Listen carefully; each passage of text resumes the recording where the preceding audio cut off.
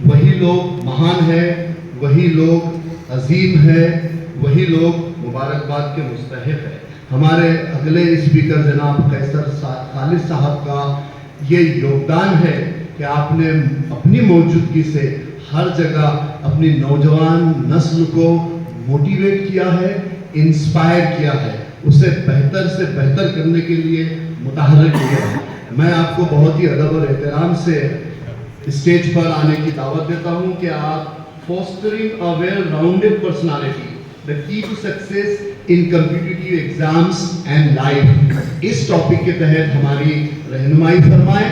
मुझे एक शेर याद आ रहा है, आप भी सुनते चलिए कि जिंदगी से बस यही गिला है मुझे, जिंदगी से बस यही गिला है मुझे, तू बहुत देर से मिला है मुझे। जनाब कैसर खालिद साहब।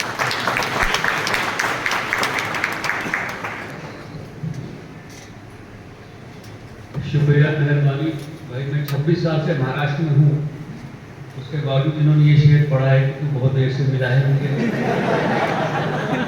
इसमें गलती किसकी मुझे मालूम नहीं, मेरी हो शायद। दूसरा प्रॉब्लम इसमें ये है कि मुझे वेल राउंडेड पर्सनालिटी पे गुफ्तगू करने के लिए कहा गया है। तो जब से इन्होंने मुझे टॉपिक बताया, मैं अपने बारे में सोच रहा हूँ कि वेल राउंडेड पर्सनालिटी तो मेरी ही नहीं है, तो मैं आपसे क्या गुफ्तगू करूँगा। बहरहाल स्टेज पे मौजूद आज के प्रोग्राम के सदर मौलाना फराही साहब, हमारे आगस्थान रिस्पेक्टेड प्रोफेसर दिव्या अग्रवाल साहब, मेरे तमाम कलीग्स, इस प्रोग्राम का ऑर्गेनाइजर और आप सब लोग।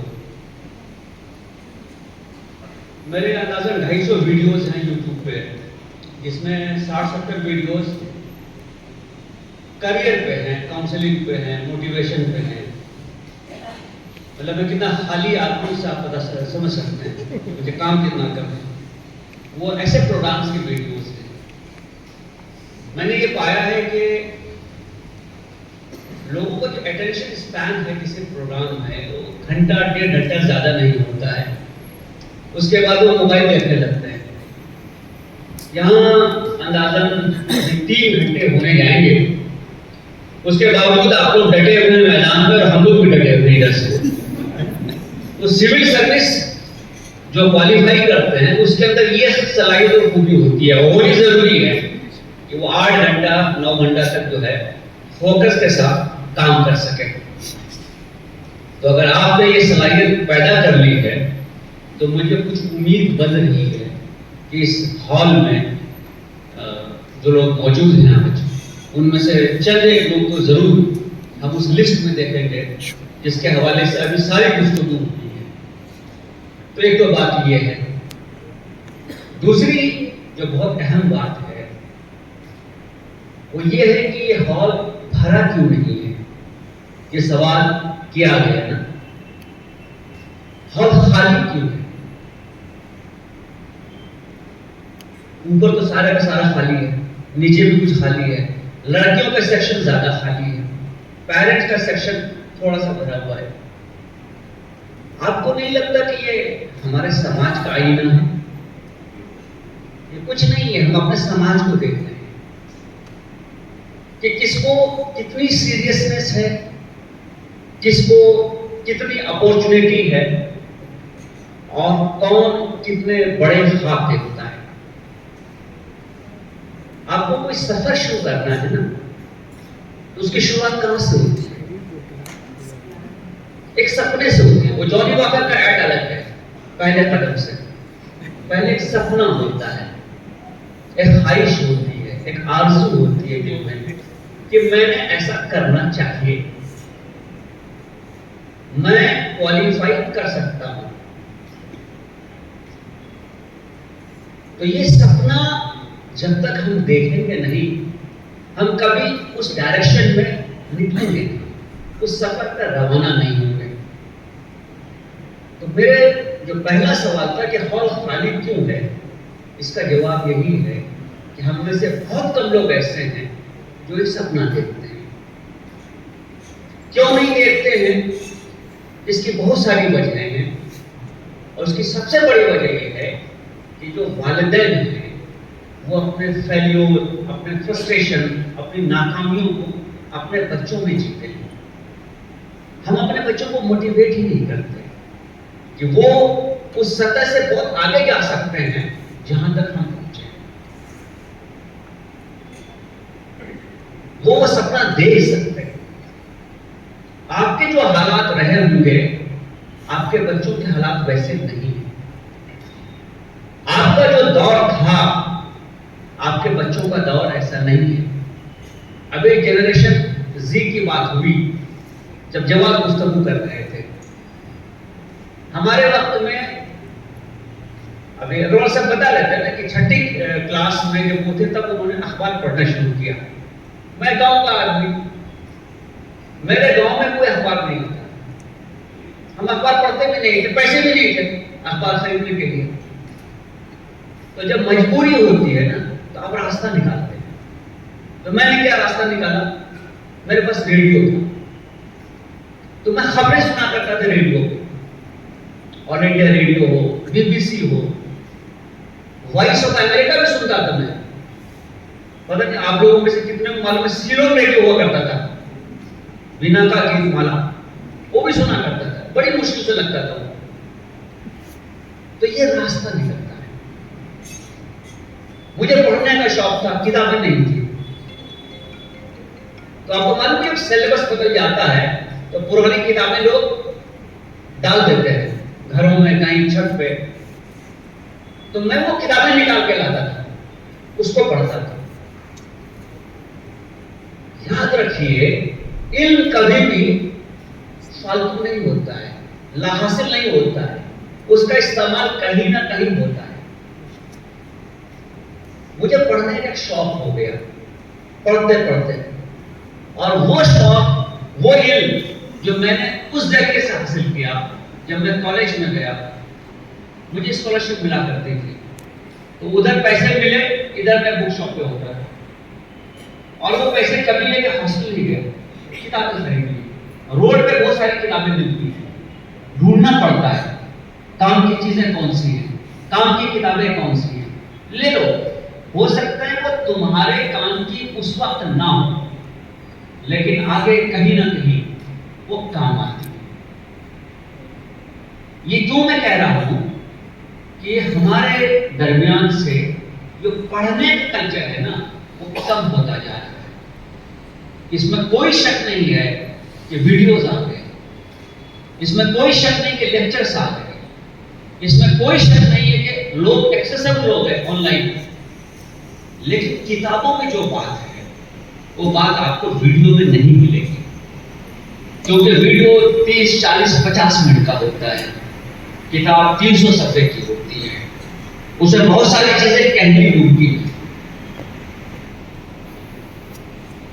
मैं एक छोटे से गांव का आदमी, मेरे गांव में एक प्राइमरी स्कूल था। तो जब मैं 5 साल का हुआ तो मेरी माँ ने मुझे पैक करते घर से कि जाओ पढ़ाई के लिए ननिहाल में जाके रहो। 5 साल का बच्चा कितना बड़ा होगा? 3 फीट का, 3.5 फीट का। सामने बोरे बिस्तर समेट के ननिहाल चला गया। हमारे ननिहाल में गर्ल्स स्कूल था। अब लड़कियां कम पढ़ते थे, लड़कों को पढ़ाते थे, तो मेरा एडमिशन गर्ल्स स्कूल में हुआ। ये जो सेकंड संभालने का शौक है ना, ये उसी स्कूल से है। तो जब मैं 7वीं तक जो है गर्ल्स स्कूल में पढ़ा हूं। अब जब मैं यूपीएससी में अपना बायोडेटा वो मेंस में सब लिखना पड़ता है ना, तो उसमें मैंने लिखा कि गर्ल्स स्कूल में पढ़ा हूं। तो हमारे बोर्ड मेंबर ने बोर्ड टीचर ने सिविल हॉस्पिटल थी, वो जब रुक गई, हाउ कम तुम गर्ल्स स्कूल कैसे पढ़े हो? मतलब मैं हमारे गांव में वही स्कूल था, वो लड़कों भी पढ़ा रहे थे, तो मैं वहीं चला गया। उसके बाद सब साथ में तो वहां पढ़ाई की। उसके बाद मैं चला गया ह्यूमैनिटी स्कूल में। अब वाले साहब मेरे टीचर थे, तो कॉन्वेंट में पढ़ा नहीं सकते थे, उतने पैसे होते नहीं थे। अब मैं 3-3.5 किलोमीटर पैदल जाता था किताब लेके, और 3-3.5 किलोमीटर पैदल वापस आता था। तो जो फिटनेस मेरे देख रहे हो ना, वो उस 3 साल के रगड़े की वजह से। अब क्या है कि अब माहौल कैसा था, गांव के लोग, बच्चे, सपने नहीं, विजन छोटा, तो कभी कभी बड़ी सफोकेशन लगता था कि क्या करेंगे यार, यहां पढ़ के क्या करेंगे, मेरा फ्यूचर क्या है। 10th का मेरा रिजल्ट आया तो मार्क्स दिखाई पड़ा 75%। मेरे बड़े मामा बोले कि यहाँ एक किसान कॉलेज है, उसी में एडमिशन ले लो, तुमसे तो उम्मीद ज्यादा थी मुझे, तुम लाए 75% मार्क्स, 72% कुछ था, अब करोगे क्या। तो मैं बड़ा परेशान हुआ कि यार लिखा तो ठीक ठाक था, अच्छा कोई नकल वगल भी नहीं की थी क्योंकि पढ़ने का शौक था। तो मैं गया अपने हाई स्कूल में ऑफिस में, तो मैंने पूछा सर मेरा मार्क्स ऐसा हो गया। अच्छा उनको भी उम्मीद थी कि बच्चा कुछ करेगा क्योंकि नालायक नहीं था। तो उन्होंने निकाल के देखा, बोला तुम्हारा 2 पेपर का मार्क्स आया नहीं है, ये तो 2 पेपर का मार्क्स नहीं है, तब है। तो तब जरा सीना चौड़ा हो गया। पहले तो गाली सुन चुका था, अब मेरे पास जवाब था उसका। साहब मैं किसान कॉलेज में जाऊंगा, मतलब किसान कॉलेज है कोई छोटा सा कॉलेज था। तो खैर मेरा एडमिशन साइंस कॉलेज पटना में हो गया। अब साइंस कॉलेज पटना, जो लोग बिहार वगैरह से ताल्लुक रखते हैं, रंजन है, वो मतलब एलीट जिसको कहते हैं बिहार में, क्या यू हैव अराइव्ड इस किस्म का कि हाँ तुम कुछ कर लियो जिंदगी में। अच्छा मैं साइंस कॉलेज पटना गया तो बैठू ना, तो उसका जो क्लासरूम था, वो क्लासरूम मैंने जिंदगी में पहली बार देखा, इससे 2 गुना साइज का क्लासरूम, और गैलरी वाला जो है वो स्टेप बाय स्टेप सीढ़ी ऊपर जाती थी और बेंचेस लगे थे। अच्छा मैं बिहार बोर्ड का पढ़ा हुआ आदमी, इधर कोई सीबीएसई, कोई आईसीएसई, पता जाने दुनिया में कौन कौन से बोर्ड हैं, ये उसका टॉपर, ये उसका टॉपर, वगैरह वगैरह। अच्छा मैं उर्दू मीडियम से पढ़ा हुआ था, अंग्रेजी थोड़ी थोड़ी आती थी, इतना कि अंग्रेजी का पेपर पास कर लिया था। अब वहां जाके एक गांव का बच्चा, मैं अपनी जिंदगी में अररिया से पटना वो 300 किलोमीटर तब गया था जब मेरा कॉलेज में एडमिशन हो गया।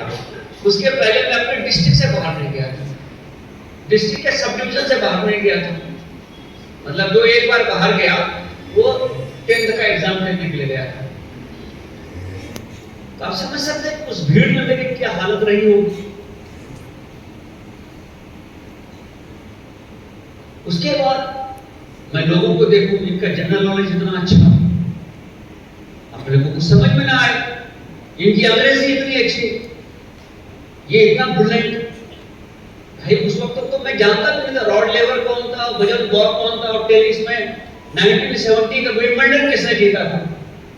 आपने कुछ लेना था ना, नहीं था, मैं देहात का आदमी, मैं इतना जानता था धान कब कटता है और जून की फसल कब होती है, गेहूं कब कटता है, वो जो आटा पिसवाने के लिए जाते हैं वो कौन से मिल में जाते हैं, ये मुझे मालूम था। तो जब वहां पहुंचा मैंने कहा भैया कंपटीशन तो अपने ही लोगों से आगे जाना अपने को, क्योंकि फाइनल ऑप्शन नहीं है ना, कुछ नहीं करेंगे तो क्या करेंगे, घास काटेंगे, यही कहते थे आपने, घास काटोगे, भैंस चराओगे, तो अपने पास फेल्योर ऑप्शन नहीं है। जब फेल्योर ऑप्शन नहीं है तो अपने आप को इंप्रूव तो करना पड़ेगा ना, मजबूरी है। तो एक बात अपने अंदर लानी शुरू की कि ये तो लोग हैं। अच्छा मजे की बात है कि मैं साइंस कॉलेज के हॉस्टल में था, मतलब जो टॉप लोग होते हैं उनको हॉस्टल मिलता है, जिनके मार्क्स ज्यादा होते हैं। मैं टॉपर अपने हॉस्टल का, ये भाई तो मुझसे बात ना करें। मैं सोचूं बुराई क्या मुझमें। वो एक फिल्म है ना नवाब साहब, उसमें एक बड़ा मशहूर सा गाना है, हम में है क्या कि हमें कोई हसीना चाहिए, सिर्फ जज्बात है, जज्बात में क्या रखता है, तो हम में है क्या, अपने अंदर क्या है भाई, सलाहियत क्या है। अब मैं सोचूं कि मैं तो यार लॉटरी दिला के पढ़ के आया हूं, चिमनी में पड़ा हूं, लालटेन चिमनी, वो जो केरोसिन से जलती है, उसके बावजूद मैं ज्यादा नंबर लाया हूं, तो कुछ तो बात अपने अंदर है, लेकिन इनके अंदर क्या अच्छी बात है? तो समझ में आया कि इनकी अंग्रेजी अच्छी है। तो भाई अपनी अंग्रेजी अच्छी कैसे होगी? समझ में आया कि इनका जनरल नॉलेज अच्छा है, तो अपना जनरल नॉलेज अच्छा कैसे होगा? समझ में आया कि बड़े स्मार्ट से लोग हैं, बहुत कॉन्फिडेंस है इनके अंदर, तो अपने अंदर कैसे आएगा? जब मैं मार्क्स से ज्यादा ला सकता हूं, तो क्या मैं ये चीजें अपने अंदर नहीं ला सकता हूं? ला सकता हूं ना? तो फिर कैसे लाऊंगा? तो उसको लाने के लिए दूसरे से ज्यादा मेहनत करनी पड़ती है, जिसको आप कहते हैं सेल्फ असेसमेंट। तो सबसे पहला असेसमेंट क्या होता है कि मेरा कोई सपना है क्या? दूसरा असेसमेंट क्या होता है, क्या मेरे अंदर सलाहियत है क्या, मेरे अंदर कैपेबिलिटी है क्या? तीसरी क्या बात होती है कि मैं उस कैपेबिलिटी को कन्वर्ट कैसे करूंगा जब अपॉर्चुनिटी आएगी, यानी कि मैं अपने आप को बेहतर कैसे करूंगा। तो मैं उनको देखता था, नोट करता था, और फिर उसके लिए कोशिश करता था। कई साल लगे, बहुत मेहनत करनी पड़ी, लेकिन मैं आपको बता सकता हूं कि अगर आपके अंदर सलाहियत है, अगर हीरा मौजूद है ना, तो उसको काटने में बड़ी तकलीफ होती है, बहुत सारा हीट निकलता है, लाइट निकलती है, कट होता है, तकलीफ होती है, लेकिन फिर वो चमकने लगता है। तो आप अपने आप को उस प्रोसेस से गुजारना चाहते हैं क्या? ये सवाल है। आप हीरा बनना चाहते हैं कि पत्थर रहना चाहते हैं? आप अपने वैल्यू जमाने से बनवाना चाहते हैं कि आप चुपचाप रहना चाहते हैं? एक शख्स ने मुझे बहुत अच्छी बात बताई कि हर बीज में सलाहियत होती है एक बड़ा तनावर दरख्त बनने का। जितने बड़े पेड़ यहाँ पे कैंपस में मौजूद हैं, वो एक बीज से होते हैं। बीज के पास दो ऑप्शन है, वो चुपचाप अपनी हालत में आराम से पड़ा हुआ है, बराबर? उससे कोई पौधा निकलेगा? नहीं निकलेगा। लेकिन जब उस बीज को डाल दिया जाए मिट्टी के अंदर, वो दबता है, बराबर है, वो तकलीफ बर्दाश्त करता है, उसकी वो जो आराम वाली हालत है वो खत्म हो जाती है, वो जमीन का पेट फाड़ के निकलता है ना? जब वो जमीन का पेट फाड़ के निकलता है और सतह पे आता है, तो क्या बर्दाश्त करता है? धूप, जाड़ा, बरसात, कोई जानवर उसको चढ़ जाए, कोई आदमी उसको कुचल दे, होती है चीजें, उसको भी बर्दाश्त करता है, बार बार परेशान होता है, तकलीफ में आता है, लेकिन अपना सफर नहीं छोड़ता। धीरे धीरे क्या होता है, आपको दिखने लगता है, कह रहे भाई ये बीज निकल रहा है, इसमें से पेड़ निकल आ रहा है, इसके अंदर एक सलाहियत है, तो आप उसको एक बाड़ में, एक बाउंड्री में बांध देते हैं कि बकरी नहीं खाए इसको, उसको थोड़ा पानी में डालते हैं, बढ़ते जाता है। जब वो बढ़ता है तो आप उसको क्या करते हैं? उसके नीचे के टहनी को काट देते हैं। तकलीफ होती है ना, बदन का हिस्सा कट जाए, लेकिन वो बढ़ते रहता है और वो और तनावर होता है, उसकी शाखें और टूटती है। नीचे का टहनी काटोगे तो ऊपर टहनी निकलेगी, बराबर है? होते होते एक दिन आप देखते हैं कि वो इतना बड़ा पेड़ हो जाता है कि आप उसको लैंडमार्क बना देते हैं, आप उसकी छांव में बैठते हैं, आप उसका फल खाते हैं। और जो इस प्रोसेस से नहीं गुजरता, उस बीज का क्या होता है? उसको हम ले जाते हैं मिल में, उसको पीस देते हैं, उसको खा लेते हैं। आपको बनना क्या है? ये फैसला आपका है। हर आदमी के पास ये इख्तियार है कि वो अपनी जिंदगी का फैसला करे। और अभी बात हो रही थी ना डेटा और सारी चीजों की। अगर यूपीएससी में आपको अपनी कौम का, अपनी मिल्लत का रिप्रेजेंटेशन बढ़ाना है, तो पहला और शॉर्टकट उपाय क्या है कि जो 50% सलाहियत आपने घर में बांध कर रखा है ना, उसको रिलीज कीजिए। लड़कियों को पढ़ने दीजिए, उनको आने दीजिए, उनको मौका दीजिए। तो 2 गुना तो आपका फीडर ऐसे ही हो जाएगा। आज आपका सबसे बड़ा प्रॉब्लम क्या है? फीडर नहीं है। एग्जाम में लोग बैठ ही नहीं रहे हैं, बैठेंगे नहीं तो जाएंगे कहां? अभी पिछले हफ्ते मेरे ख्याल से 12 तारीख को international day for the girl child UN का था। मैं एक प्रोग्राम में गया हुआ था, मेरे साथ एक आईएएस ऑफिसर है निधि चौधरी, राजस्थान की है, एक बहुत बैकवर्ड डिस्ट्रिक्ट से। वो अपनी कहानी बता रही थी स्टूडेंट्स को कि 10th का एग्जाम दिया, 2 बहनें थी, शादी के रिश्ते आने लगे। इनके वालिद ने कहा कि हम बच्चे को पढ़ाएंगे। तो गांव वाले कहते थे पढ़ा के एसपी कलेक्टर बनेगी, हैं बड़े आए हैं, इतना अच्छा अच्छा रिश्ता आ रहा है, इंजीनियर का रिश्ता आ गया, डॉक्टर का रिश्ता आ गया, शादी क्यों नहीं करते थे? Against the wind, against the prevailing situation, उनके वालिद ने एक स्टैंड लिया कि मैं अपने बच्चों को पढ़ाऊंगा, जो होगा दूसरी बात है, लेकिन मैं उनको पढ़ाऊंगा। आज निधि चौधरी आईएएस में है, उसकी बहन आईपीएस में, एसपी कलेक्टर बन गए वो। तो ये होता है पेरेंट का सपोर्ट, ये होता है किसी को आगे बढ़ने का जज्बा और हौसला देना। उनके अंदर सलाहियत थी, लेकिन अगर उनकी शादी हो जाती तो क्या कर रहे होते? इसका मतलब ये नहीं कि मैं शादी के खिलाफ हूं, वक्त पे शादी के फेवर में हूं। आप अपनी सलाहियत के लिए कोशिश नहीं किए, आप मिट्टी के अंदर गए ही नहीं, आपने उसको फाड़ा नहीं, आप उगे नहीं, आपने कोशिश नहीं की, तो आपको तो पता ही नहीं चलेगा कभी। अब जब मैं कॉलेज की कहानी आपको सुना रहा था, गया उधर, तो 2 साल तक मुझे ये समझ में नहीं आया कि जो लोग सुपीरियर है वो सुपीरियर क्यों है, जो अपने आप को स्मार्ट समझते हैं वो स्मार्ट क्यों है। प्लस 2 जो है वो जरा चीज जो है जल्दी जल्दी गिर जाती है। तो मैं एक सीनियर के पास गया, क्योंकि मैं बिहार से हूं ना, तो वहां एक कल्चर भी है कि सर कैसे आगे बढ़ें। बोला रास्ता बताऊं क्या? हमने कहा बताइए। बोले ऐसा करो